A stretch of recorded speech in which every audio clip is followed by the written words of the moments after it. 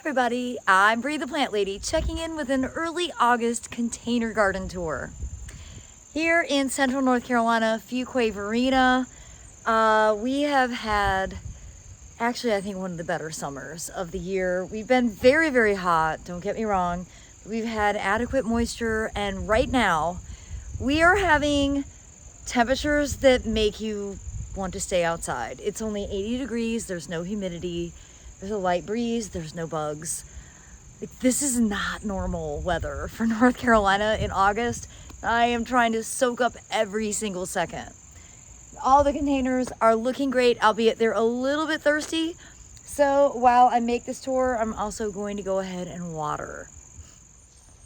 So I want to start right here, very specifically looking at the 2 cream sausage tomatoes that are flanking the door. And what's important about this is the one on the left is planted in Veggie Mix. The one on the right is planted in potting soil. I cannot keep this one watered, and the plants are really suffering, and you can see they're completely covered in mealybugs. And that is just entirely because the plant is stressed. That makes the pests come. I haven't dealt with the mealybugs, obviously, but it's not the plant, it's the soil that it's growing in. And so I think it's super important to show you this. So no, the plant isn't dead. It's just higher maintenance. It needs to be potted up, and it needs, frankly, to be potted into compost. This is dry, don't get me wrong. It needs water. However, you can see it's green, it's not covered in mealybugs. Just a significantly healthier plant. It's a bit smaller, but it's more manageable. And the other plants are doing much better with it, albeit they're dry. You can see that coleus is wilting.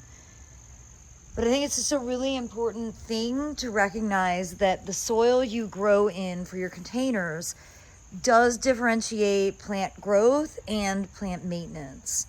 And in this case, I'm just better off with the soil cube, because that plant at this stage needs to be watered twice a day, and I'm not going to do that. What I need to do is pull it out of the pot, put it into a larger container with compost, and stop complaining. So I guess that's being added to my to-do list. All right, so other plants that are in pots. I've got 3 blueberries here, and I'm starting to show some nutrient deficiencies with this, and this is precisely what happens when they're planted in the ground as well. So I need to find, well, I have some ground aged pine bark. I need to mix it with some soil cube. And I basically what I need to do is just get some bigger pots. Also got this fig. This is fig nominal. And, you know, it's been in a pot for, well, its whole life, but it's been in this pot for probably not quite a year. It is starting to produce little tiny fruits. And then over here, we've got that big Vitex, which I just need to find a place to put in the ground. And then I want to show you the rice experiment. No, I'm going to make a video just about rice, so it'll be easy for people to find. But as you can see, this pot was only Black Mudras plugs, which I got from Hoffman. The rest of these are all Rex rice that was seeded at different times. And I've lost track of when everything was sown. I think most of this was actually done over Memorial Day weekend. This is a mixed pot that has Black Mudras plugs and Rex rice seeded together. And they all need to be watered. You see, they are not currently with any standing water, and that isn't what they want. This is what they want. They want standing water. So I need to go ahead and pull the hose out and start getting all of this stuff watered proper. All right, I got everything watered. Took actually a lot longer than I was anticipating. But I wanted to show you here, blueberries doing really well, coleus and tomatoes growing great. That Black Mudras rice looking amazing. It's actually in flower right now. We've got another pepper growing with some cool dahlias. These are all trial plants. And then in this pot that hasn't been draining, I seeded rice yesterday. So stay tuned. Over here, actually just ripped out, as you can see, a squash that was in the tower garden, and I took the squash out because it has squash bugs literally all over it, and vine borer as well. So it doesn't even matter if you grow squash in hydroponics, you're still gonna have these sort of later summer insect infestations, and squash bugs in particular are really difficult to navigate, so it's just easier to get rid of the plants. But I got tons and tons of cucumbers, and I've been debating on whether I'm gonna let them get bigger or if I should just harvest them all at this very decadent stage and make like the best, most tender pickles. It's probably what I'm gonna do. Well, as you can see, that lantana and turmeric, which was potted over a year ago, probably honestly 2 years ago, is looking great.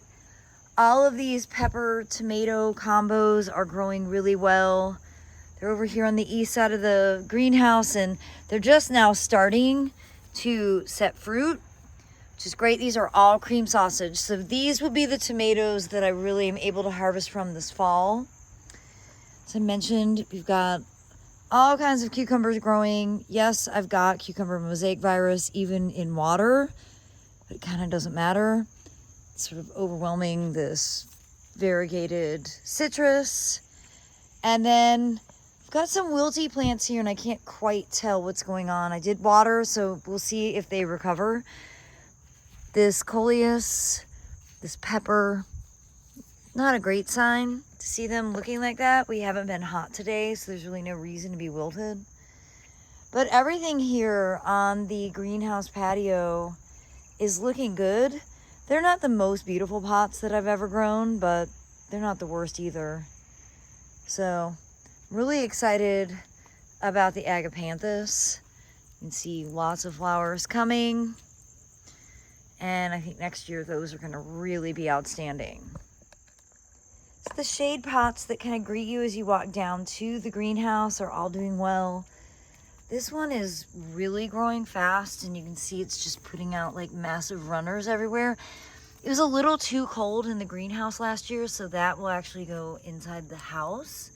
But the rest of these all did quite well, including the jasmine here, which Tim actually gave me for my 40th birthday. So I love that I have it still 6 years later, and it's about to start to flower again. Well, right here at the kitchen door, you can see you've got a pot of black madras and then a mixed pot of black madras and Rex rice. And I believe this one on the right was seeded about 3 weeks earlier. So the plants themselves are a way ahead schedule. And I like the mixture. I'm probably not gonna do it again, but I don't hate that combo. I just think I like it better when it's all one color. And you can see that this black madras is also starting to flower and set seed. So that is really exciting. These pots are garbage cans from IKEA.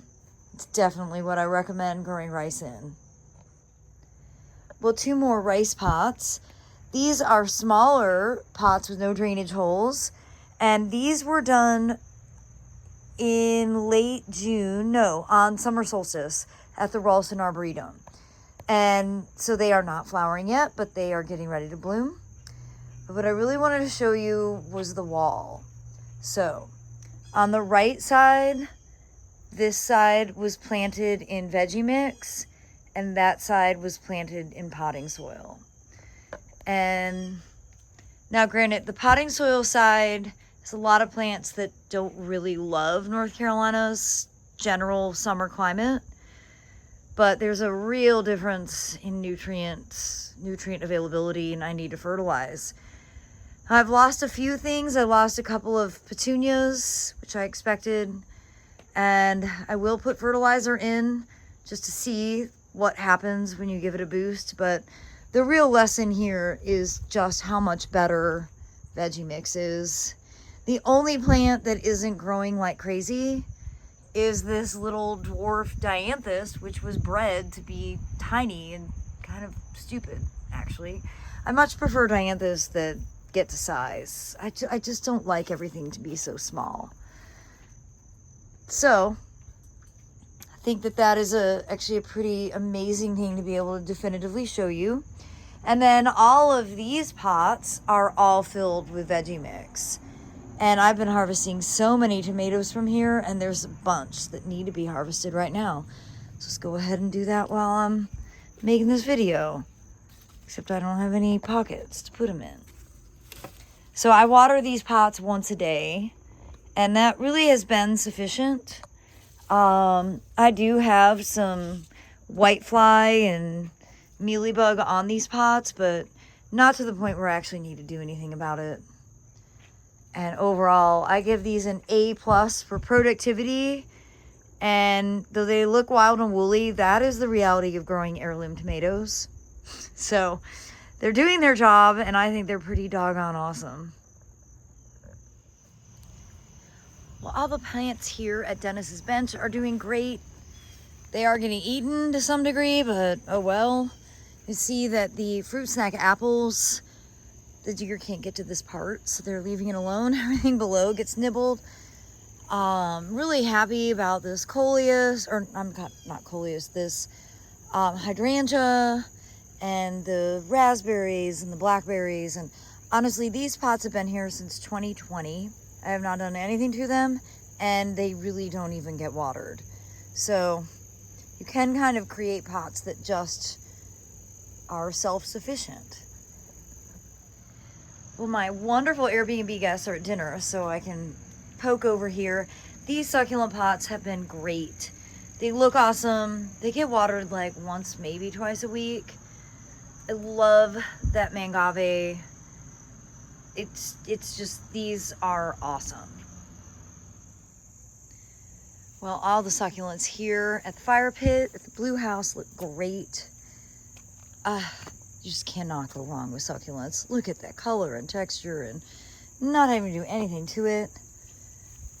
That blueberry is looking good over there still. And over here, I think these are all butternut squash that I seeded. They're actually planted in the ground. They just look like they're coming out of this container. Well, I'm really pleased to see that the pumpkin is starting to take hold to grow over the greenhouse, along with some cucumbers and stuff.